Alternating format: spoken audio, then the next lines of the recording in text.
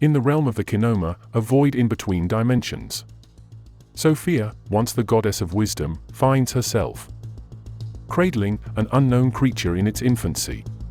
Sophia experiences a mix of fear and awe at her own creation. However, the creature is oblivious to her presence. Instead, it perceives her as sparks of purple light, feeding his life force from her essence. As Sophia watches the young deity with a heavy heart, he begins to wield his unfathomable power, shaping the cosmos, birthing galaxies and planets only to destroy them in chaos. Unable to fathom his limitless power, she christens him Yaldabaoth, child of chaos. Sophia, burdened by guilt, scatters her essence deeper into the void, vanishing completely. Yaldabaoth, now a full-grown deity, roams the cosmic void, alone, questioning his existence, just as his mother, Sophia, once did.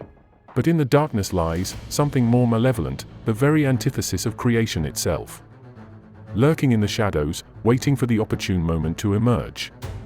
The primordial darkness, Iron, surfaces to challenge Yaldabaoth's power and supremacy. Iron, echoing as a subconscious darkness, offers to give Yaldabaoth a revelation.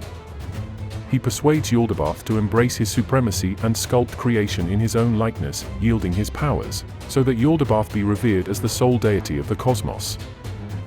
Yaldabaoth, arrogant and unaware that Iron was not just a manifestation of his own thoughts, but was the primordial darkness that partially weaved together his very existence in the aftermath of Sophia's descent into the Kinoma. Yaldabaoth would then descend upon a barren planet he once reduced to oblivion, starting the creation of a new world. Planet Earth.